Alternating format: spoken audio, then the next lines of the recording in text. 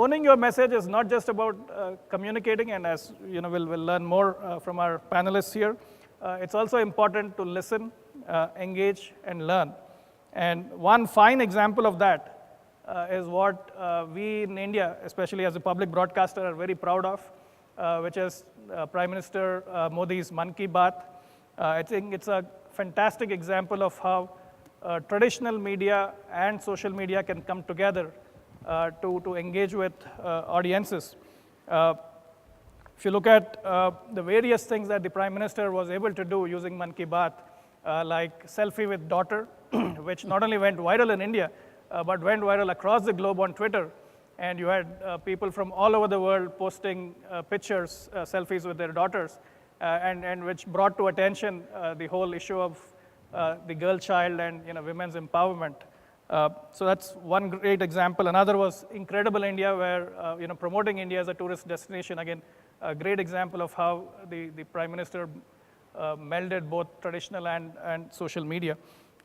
So these are two examples that we are very proud of as India's public broadcaster on how you could innovatively use this medium to engage with audiences. Today we have close to 100 handles on Twitter and Facebook across our network of Doordarshan and All India Radio, which are actively engaging with audiences. I know there's this perception of the public broadcaster in India being very archaic, and but we have made that transition to the digital era. And it's kind of very important because if you look at the India today, it's a very young nation, and India's youth are constantly on their smartphones, on Twitter, Facebook, Instagram, Snapchat, and all new platforms that we probably are not even fully aware of. And so it becomes very important to have that connect with the youth, capture their imagination, and listen to them, engage with them, and respond to them very creatively. And that leads me to Piyushji, if you could share your thoughts. I think I have to rewind a little bit. When you talk about Maggie, I'm also reminded of my own experience with Cadbury. Okay. You can't hear me? How can I hear myself really? Can you hear me now? All right, I'll shout. It takes me to my personal experience on Cadbury's. Some 10 years back, Cadbury's went through a problem. Now, social media is only a small answer. The bigger answer is about owning your message, building a relationship. Both Maggie and Cadbury's were forgiven by its consumers because of 30 years of making your message very clear, 30 years of earning the trust of the people. If I know you very well, if I believe in you, then I can say, okay, today you slipped and broke a leg. I'm willing to forgive you for that. Social media becomes important in this day and age for quick answering. It cannot help you build a brand overnight. A brand needs interaction. A brand needs a message. Cadbury's Dairy Milk was built over so many years of building a relationship with the people. Maggie was built, I think Maggie made its first rupee in India after some 20 odd years, but they kept building its relationship. So I think it is extremely important for us to be on the new media, but the more important thing is not what are you present on, but who are you, what do you want to say, and on social media is how quickly you respond and don't hide. That is my take, and it's a balance of all kinds of media. I mean, you took a great example of the Prime Minister. I have done the Above the Line campaign for him in 2014, and he had a team of people, a solid team of people which was doing the social media bit. It's a combination of both, so let nobody in this room fool himself or herself that I will build a brand and build it very fast just by being on social media. You have to remember that, and she's going to talk a lot about music later. I am one of the users of what she does. What sound and visual can do, this 4-inch screen cannot do for you. It is only a reminder, and a fantastic reminder, It is a way of keeping contact with you on a day-to-day basis. But is it going to make a lasting impression on your heart? That's where I always say that products are made in factories, but brands are made in the hearts of the people. And unless you touch the heart, it's not going to happen. Yeah, you have to earn that loyalty, and it doesn't happen overnight. I have a film and TV music company in Hollywood, and we are trying to, of course, impress clients such as our dear friend here and our broadcast network to utilize our services for creating music and or perhaps helping them strategize on the use of music within their brands. For us, one thing that is very important, you have to make sure that what it is that you are saying and you are imparting on social media is verifiable, it's truthful, because anybody is going to see right through that. And what you put on social media lasts forever. You can talk to our president about that, and I'm sure you'd know. I can tell you that with, that's the key to the performance. I will tell you there are two things that are important: patience and consistency. It's not going to happen overnight. You have to be patient, and you have to be consistent with your message and your brand. For us, one of the biggest forms of social media that's very, very important to us is Twitter. Because in Twitter, in a very short bite, I can tell you what we're doing, and I can slap up a video of music that has our music. Like if you look at our Twitter site, you will see a recent posting from the Spider-Man movie. And you say, you want to see Parker do a little bit of some Latin dance? Well, check it out. That's our music, branded with Spider-Man, and we've got somebody interested to say, oh, I wonder what project they're going to do next. Well, we just followed that up with Guardians of the Galaxy 2. We have the main montage scene. It was so well received that it was subsequently used in advertising and in merchandising. So social media can bring about a change in a brand. And you talk about crisis management. One of the important things to do is tell the truth. If you're at fault, tell the truth, make an immediate apology, and move on. Because your core audience, your core loyal fans and customers, they're going to be there for you. Like you said, they're going to forgive that hiccup. But if you try to cover up something, it's not going to happen. In the music industry, one of the things that we have struggles with is that we have stars. We have artists, and sometimes they don't always act like they should. And, the companies who work with them, we're kind of left with the fallout. And what we try to do is we're not going to make an excuse for them, because quite frankly, we're going to engage their management and say, you get on message with your artist, but we're going to say, no one's perfect, but have you heard this music? And just bring the conversation forward. We're not going to deny it. We're going to be out there and say, yeah, that happened. And, we don't condone that. But we also have an artist that is amazing and that we'd like for you to be interested in. Here's what they've been doing lately. But I will tell you, patience and consistency, and really know your brand. And that's what I'd like to add. I just want to add to your patience bit. And this is for heavy users of social media. Please do not be trigger happy. Yeah. As my mother used to say, the word that leaves your mouth never returns. So it's the same for social media. Everyone's very trigger happy. When I don't use the Twitter because I don't believe in myself, I know that I'll be saying sorry for the rest of my life. And there's a big difference between all of us have seen Western movies. In Western movies, there's a duel. Duel is not shoot from the hip. You at least get 10 steps to think about it, and then you turn around and shoot. Right. So I definitely believe that take that 1 minute off. Think of the consequence of pressing that button. Absolutely. Because your pressing a wrong button will damage something that you've created for decades. So I think it's a great medium, but it is not medium that can stand on its own. You must have a message, and you must use the medium to what it delivers. It delivers a lot.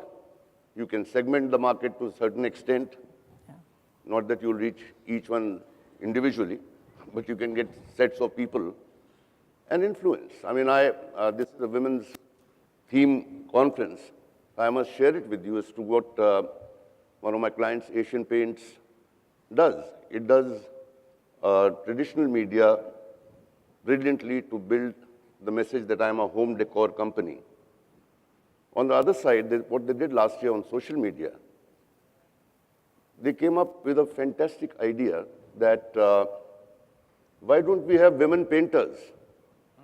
Women are more artistically inclined than most of us are. And they're doing some other jobs. Why not have a team of trained women painters? So maybe on social media, you can go on to the story of Saroj. And they put a team together, and suddenly a new opportunity for young ladies came up. So that, when you go on social media, adds to the reputation of you as a socially responsible company. Brands you sell on traditional media to build a bond with people. Fantastic. So that leads me to another question, maybe stepping up back a little from social media and looking at media in general. When you worked on the Ab Ki Baar Modi Sarkar campaign, so how did it work across different mediums? What were the lessons that you learned in terms of the effectiveness of the message? I think, yeah, there's a very interesting story I'll tell you about this. We were doing Ab Ki Baar Modi Sarkar, and when we launched the campaign, it was a very serious campaign with the testimonials of people saying that there's enough of corruption, there's enough of this, there's enough of that, and morbid topics. I mean, somebody not willing to send her daughter out beyond 6 o'clock. And they said, there's no safety. So we started that campaign. We went on to television. We went on to all mass media. Now, the interesting thing is, and this is what I learned from that exercise. One day I get a call from BJP saying that the World T20 is starting. That was the same time, World Cup T20. And they said, we have bought a lot of media. So I said, God, this is trouble. Because that is a very youth-centric tournament. That is a very fast tournament. That is a tournament with a high intensity. I cannot go in the middle of it with a morbid. The mood is of celebrating. I cannot go in with a campaign which is morbid. So I went to the government and I said, you know what? Nobody has done it in the world ever, but I'll do a political campaign using animation. So they laughed at me a little bit. They said, you're going to use animation? I said, yeah, I'm going to use animation to fit the mood of the audience on the media that you have chosen. And I did 18 animation commercials. I'll describe one to you. There is an umpire and there is a cricketer. And there's a commentary running. The umpire is ready for the toss. One captain has come. Where is the other captain? Because the other leading party had not announced their captain. So, and the voiceover says, I'll say it in Hindi first and I'll translate it for the others. It says, बिना captain की team जाएगी हार, इसीलिए अब की बार मोदी सरकार. Which means the team without the captain is going to lose, therefore you need Modi's government. And we did 18 of these. So I think the biggest lesson is know your audience, know the mood of your audience, know their practices, and take your topic. Don't ever deviate from the message you're giving. I did satire in this one. I did emotional in the other one. The message everywhere was, Ab ki baar Modi Sarkar. So you need to craft it, you got to mold it, but stay the course. That is what owning your message is all about. Talked about different kinds of social media platforms and not every one of them being used effectively or as much, but then each one has its own strengths. If you could maybe amplify on that and also talk a bit about what kind of messaging works on which platform based on your experience. Okay, so Facebook. Our company feels very comfortable on Facebook. That's more of a presence for us. What is key to us, and one of our major sources, as I said, was Twitter. But then what I think is one of the most underutilized social platforms is Instagram. People are using that more for a personal connection. But it is a powerful branding tool that I think we're going to see a resurgence in the future by utilizing that. Also, if you think about LinkedIn, we all know that as a professional way to connect. In our business, we're connecting to the users of our music through LinkedIn, through our Twitter, through our Facebook, but we're also our fans. We are connecting through Facebook, Twitter, and Instagram. And you know that those platforms provide for a varying different type of message. We can go long form on Facebook. We've only got a certain amount of characters on Twitter. And then on LinkedIn, pretty stoic because it's our business platform. And then Instagram, wow, fun. That's almost considered our Snapchat because we don't really use Snapchat that much. But Instagram is something where we can take a picture of a moment. We're not just throwing out there just to have something in social media. It's planned because what you want to create is dependency. Dependency on your message and dependency on, wow, what is next? What is going to happen? So when we have artists come into the studio and they're recording, we're going to take a picture of that, and where we can give you a visual and audio of what we're doing, we do that. We have our artists come out and speak about the experience of writing music for the different projects. And again, Facebook, we can do long form. If you look at our Twitter account, you will see all the varying different types of posts, from the usage of our music to the process of creation to, wow, what kind of music do we have that perhaps our Frontier could use in one of their campaigns? So be thoughtful about your process and qualify that engagement. But you know what?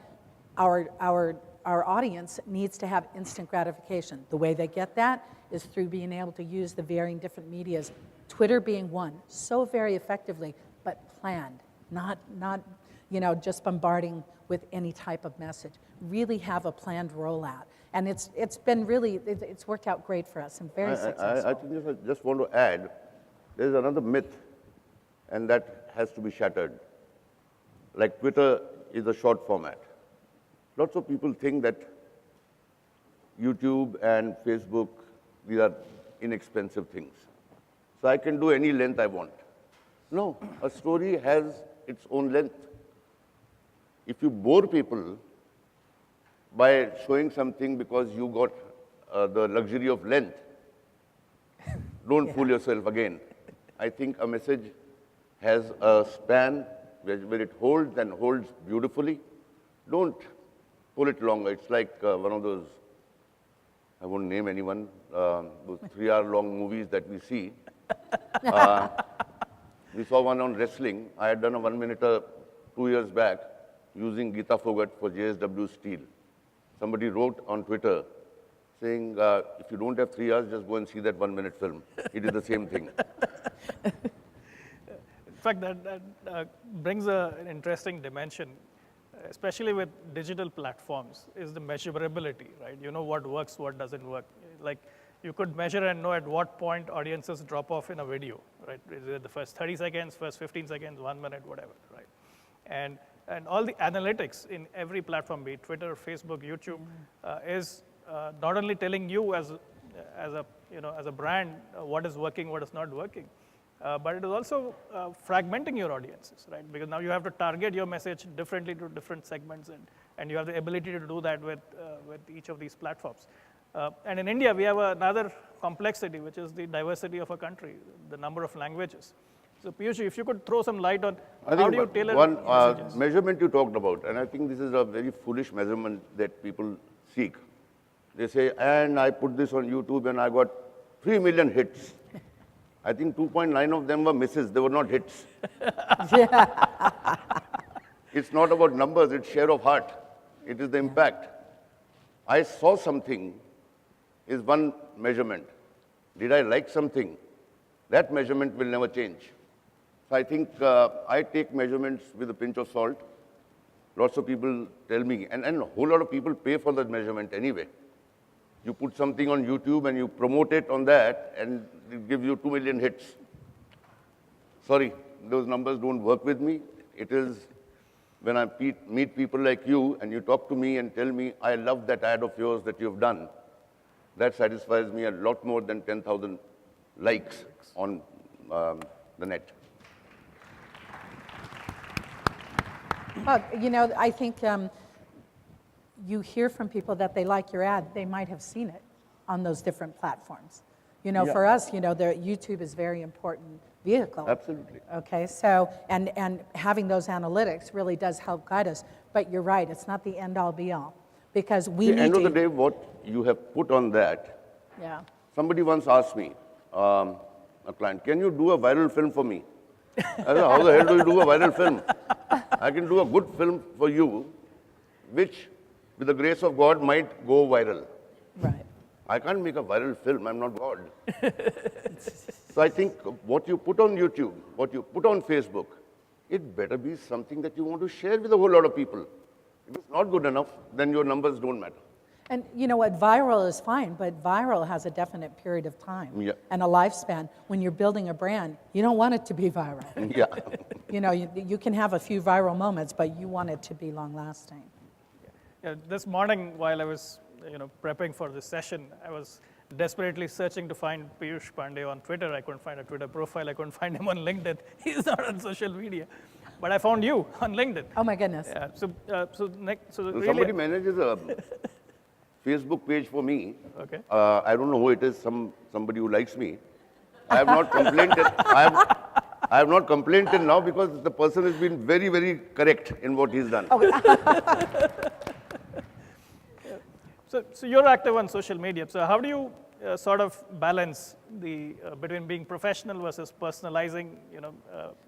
Well, one of the things that's important is that we are a brand. Real Music Works is a brand, and we create music for audiovisual. We protect that creation, and then we collect the revenue from it. Now we have artists that we work with, and yes, we want to be able to promote those artists, or we have clients and we want to be able to promote those clients. But the thing that's very important is that you have to keep center focus your brand. You cannot make it so individual about a certain project that they forget about where that project came from or who is the actual person that's promoting it. So we are Real Music Works, but boy, we're so glad to be working with our friends here in India, and here is one of the campaigns, just as we did for the motion pictures Spider-Man: The Homecoming and Guardians of the Galaxy 2. We are in the process of working on the American Crime Story for Versace. And so we happen to have 6 songs that are being utilized because we have a 10,000 Cuban copyright catalog. And we are going to be able to really kind of expand that social media rollout because we have so many different scenes that are going to use our music that we're going to have a nice run. But we have to be careful not to make it all about the American Crime Story. It's about Real Music Works, who created that music that's being used. So this is something that we have to keep in mind. So if you're an individual, that's kind of interesting. You are the brand and the individual, right? Mm-hmm. So, that maybe that's a bit easier, But for us as a company, we have to keep true to that company. I think what you mentioned earlier regarding the diversity in our country, the number of languages, the number of social strata, I think that's where the soul is more important than anything else. You very, very often end up creating one piece of communication that runs around the country, and you don't want to be the lowest common denominator, you want to be the best. So therefore, excessive segmentation is probably a bad addiction that you should be careful of. That's what I want to add. Sometimes, though, I just want to make one other comment. You know, localization is important. If you have a project that is going to go global, you know, you have to be able to meet the needs of the different culture and languages. So, for us, it's mostly, English and... Looking at your business, a lot of stuff that my team does for Fevicol has not a single word in it. It's music and a visual story. So it runs in Kerala as well as it runs in Jammu and Kashmir. And so that's you have what's to find wonderful. that. When you That's the don't, soul. and even the spoken English repertoire is still universal in many respects. And music is half the equation. Even silent films were all about music. Can you imagine seeing Gone with the Wind and not hearing that theme song? So music does matter in any type of audiovisual product or on its own. It's something we remember the times of our life through music. They're celebrating 50 years of the good, bad, the ugly music. Marconi. As we talk. Is that wonderful, right? Yeah. And how many times has that been used in advertising? Yeah. And what an effective campaign. That's an evergreen piece of music. So we're trying to build that type of IP so that it lasts for that long of a period, Let me take the conversation slightly in a different direction. One of my visits since I took over as the CEO of the public broadcaster was to visit our various radio stations. So I was visiting the All India radio station in Ahmedabad, and I was stunned at the amount of postcards and inland letters they still get from remote corners of India, right? So in your experience, in reaching out to audiences, especially audiences who are still very traditional, listening to radio, probably reading newspapers and so on, what works with that audience in terms of message? I think human stories will work for the for the youngster of today, and they'll work for my aunt. We have to find that pulse of the people, and depending on your audience. I mean, look at this. You're talking about old music and people writing back. Recently,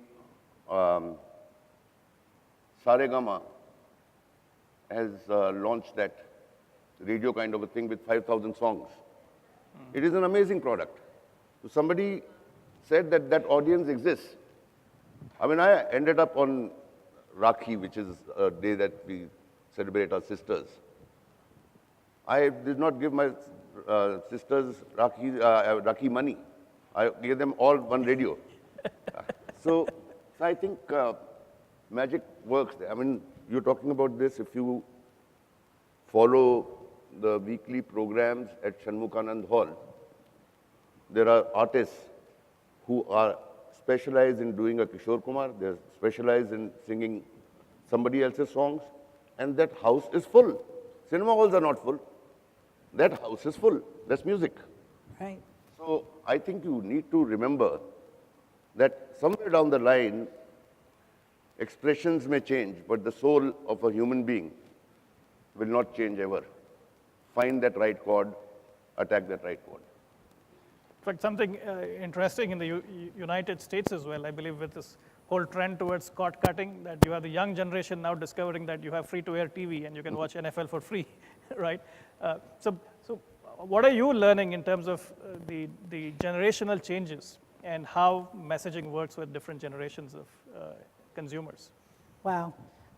You know what? I have an 84-year-old father who is on the internet night and day because his mind keeps on ticking, right?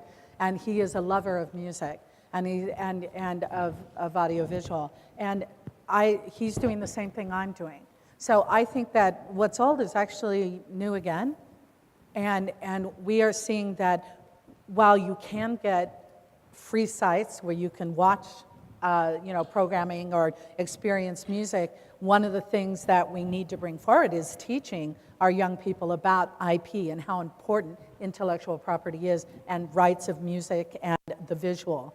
And we're seeing that they're interested in gaming and things that are new technology and being able to reach them in that media. Our brand and what we produce, we have to be relevant. in that area. And so what we want to do is we want to be able to make, programming that fits on a cell phone. We want to be able to, they're not watching TV, they're on their computer. How many of you, when was the last time you went to a disco? Nobody. Exactly. Okay. We have one gentleman. We have one champion there. Okay. Go to a disco as an observer. There are 15 people on the dance floor. And then the DJ puts Mere Piya Gaye Rangoon. And there are 100 people on the dance floor. So there is a chord. There is a chord that you need to touch. I mean, DJs, look at David Guetta. I mean, he plays and everyone goes nuts. It's the best, It's taking, pre-existing music and spinning it a different way and being able to consume that, not just in person, who would have thought years ago that we would be going to a DJ concert and not seeing a live artist sing and perform and dance? I mean, this is what our generation is evolving to. But you know what? You talked about that personal note, that human touch. When you hear someone perform live, there's nothing like it. Nothing like it. True.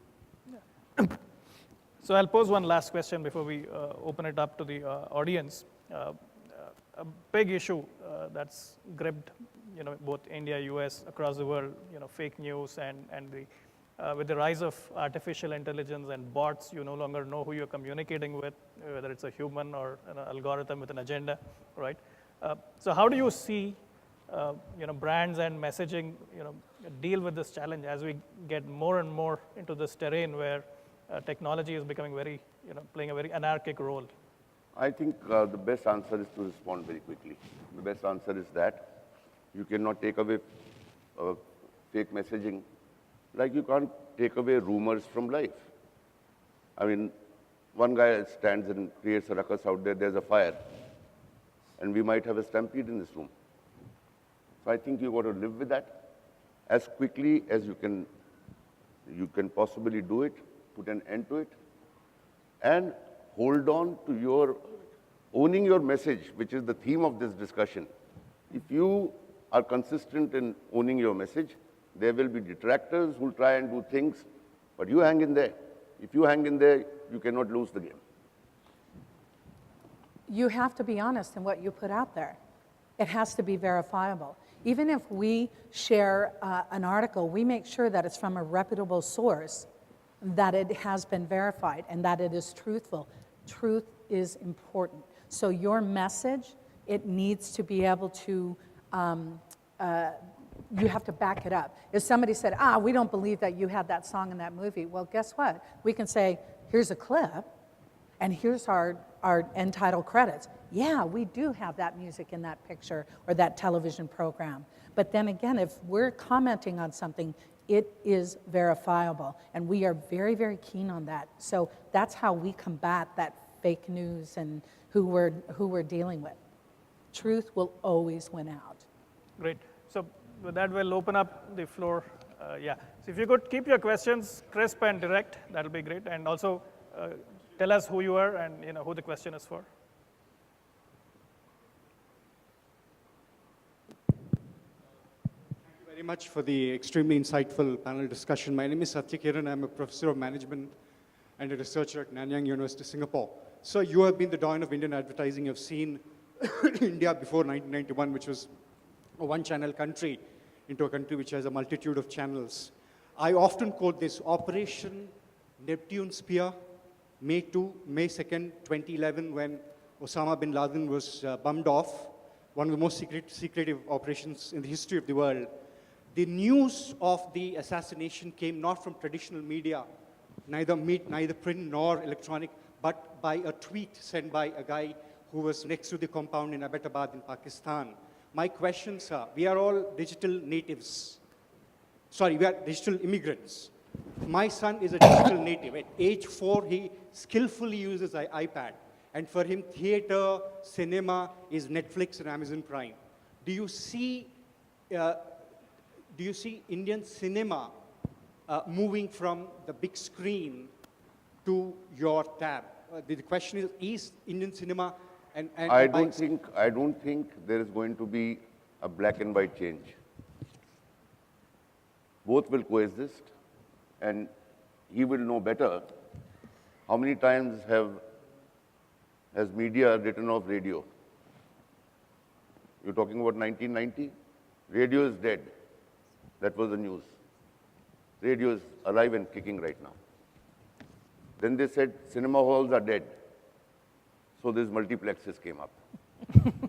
Now they'll say newsprint is dead, and somebody will come up with some other innovation. So I think change is inevitable.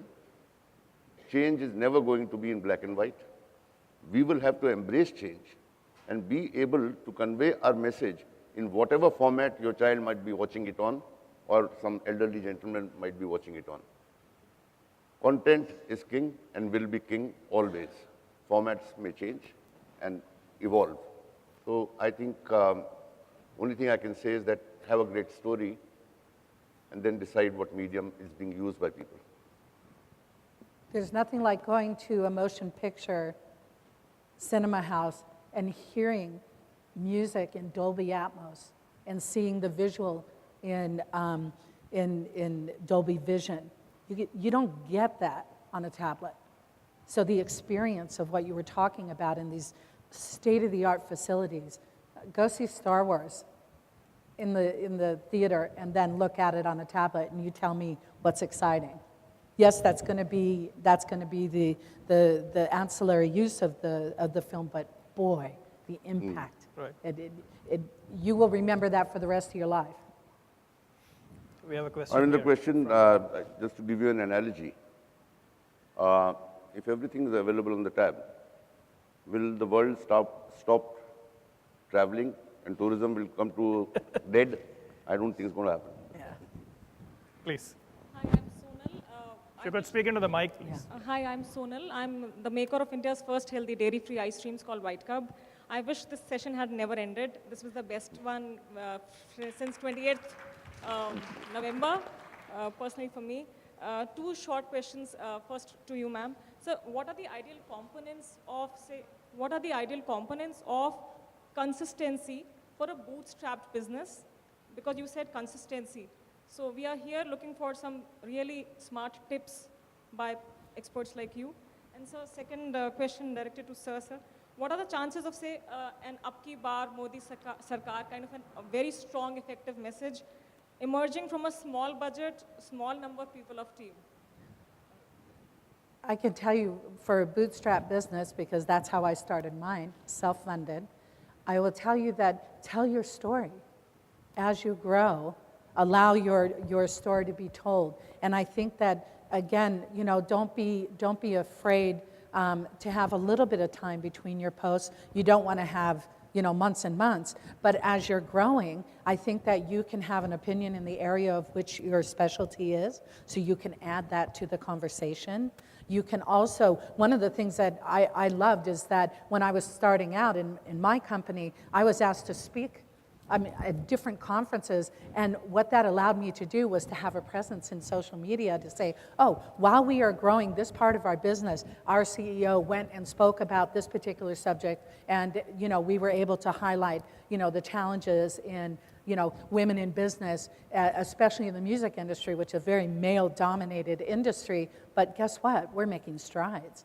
So there are different ways to be able to keep yourself in the news and keep yourself moving forward. Be able to celebrate your successes, but then also, discuss your challenges, because you'd be amazed at who's out there that might even have a solution for you that you would have never thought. But be very, very careful about what you put out there. The stamp you make in social media is forever. It lives forever. I think the answer to what you asked is, first you have to decide for yourself what is your brand ambition. If your ambition is to cater to vegans, or is your ambition that you will make fantastic vegan dishes which anybody can enjoy? I think you'll have to, the answers are not that easy. You'll have to answer what is it that, how do you want to scale it up? Right. You want to test it out in your colony, then that defines it. So have a nice message and define for yourself what is your brand ambition. I think that's the starting point. Yeah, go ahead. Good afternoon, dignitaries. My name is Talking to the Can mic. you hold it? Good afternoon. My name is Vignesh, and I run a multilingual content collaboration platform called Turtle. And my question is very specific to Piyush sir. Is that Apple as a brand, very curious to know your perspective. There are rules for advertising and branding. And that is one brand which I personally feel that they don't follow any basics of what you call advertising or branding. That's what it is told. So what is your perspective about the brand Apple? I think you have to look back and say that they may not have a line like just do it, right? But the soul of Apple is design. Nothing but design. If you understand that soul, if they believe in that soul and keep giving you products one after the other, and you say, what a piece of design, then the company stands for design. You don't, if I ask you people who live in this country, what is the tagline for Fevicol? Anyone wants to attempt? I have never used it. Fevicol does not have a tagline. It only has a descriptor which says the ultimate adhesive. We do anything we feel like, but the soul of Fevicol is that life is beautiful when nothing is broken. And that's what comes through in every piece of work that we do for them. Good The afternoon. lady at the back. Yeah, yeah, please. It's wonderful to be here and listening to you. You're talking about effectively managing social media, but you haven't spoken about WhatsApp at all. Well, you know what? You know, we definitely connect through WhatsApp, and we, you know, when we have our message, it is across all platforms. Basically, Facebook, Twitter, LinkedIn, Instagram, and we do WhatsApp. But I would say that we don't focus in as much on that, except that we do have staff members that sit and they do have a discussion. But again, we're being very, very careful because it's a slippery slope when you're on a conversational type of social media. So for us, you're gonna see the same message, but put in a different way depending on the ability of the platform. You're gonna see the same message. So we're there to answer questions, but not really to spark of a conversation unless it's about the project. Let me add to your question on WhatsApp. I think WhatsApp clearly is a challenge in the sense that it's a viral medium, very hard to measure. You have no idea what is going, how messages are spreading. Very hard to control, fake news or, wrong messaging. So it's I think, one of the challenges that, especially political campaigns, because the speed with which, faulty messaging goes viral on WhatsApp is a big challenge, and it's something that all of us have to apply our minds on, how to solve. Yeah. I am Vinod Singh, running educational institution and into organic farming. See, nowadays students are addicted to social media like Instagram, Facebook, YouTube, WhatsApp. So how social media can be used as effective tool in education? In education? Yeah. I'm seeing a lot of innovative uses of social media, especially video platforms like YouTube. I mean, Khan Academy is a great example of how short educational messages. I share a lot of physics videos with my sons. This 2-minute physics videos, which in 2 minutes explains the physics phenomenon. So there's a lot of potential for educational content, and so I see that increasing. What you'll also look forward to in the years to come is more collaborative learning using social media. So I think education has great potential. And in the U.S., public service announcements, we do a lot of music for those. So that, again, is also something that is utilized across all social platforms. I think it's very, very good for you. I think there is so much of innovation possibilities in education. How can we make education interesting? How can we make it desirable and not mandatory? I think it's a great format to be on. Hi, my name's Helen, CEO of a company called Bookmark. We're an architectural product sourcing site. I'm really interested, thank you so much for the panel, I'm really interested to know, in social media, influencers are a really big thing, but no one's actually discussed that today. And I'm wanting to know whether in your own businesses, for your own companies, you use influencers, and if you actually recommend influencers to your clients. For us, you know, I mean, an influencer means that they just have a really large outreach and presence. And quite frankly, our artists are our influencers. So, you know, and we help feed into that. So I think influencers are important, but, you know, I wouldn't hang my hat on my business on an influencer because, again, that could be very tepid. And, you know, from one day to the next. I understand why. Like in music, it's fashion. What are they wearing? Where were they the night before? You know, all of that is very important on our artistic side. On our brand side, I think you have to be very careful there because if your influencer is seen to be influencing, your brand will hurt. So with people like hiring Kylie Jenner to... But then the moment he's paid or he or she is paid to do it, then that sort of, you know, lowers that credibility. Right, so you're sort of saying paid influencing is a little bit different to having, you know, validation from someone using the product and then influencing the audience, which is different. Yeah. I mean, it's really, it's very big in the music industry for artists to be wearing a certain fashion or to drive a certain car or, you know, to utilize any sort of projects or products. And quite frankly, we don't push them to use a certain product. They use what they want to use. And I think that goes to your point about not being paid to utilize that. They will know when they're being paid to promote a product because it's going to be in a commercial sense. It won't be in that influencer type of hat and category. I think some very smart people in this room, when you see a movie and you see, why is this cola in this shot? You say, somebody is bloody paying for it. It had no relevance in that. Exactly. So I think similarly, we are not the only smart people. The public is very smart. They're smarter than we think. Right. So I think you have to be very truthful, as you said earlier. If your product or your message is good, influencers will come as more credible. Exactly. Excuse.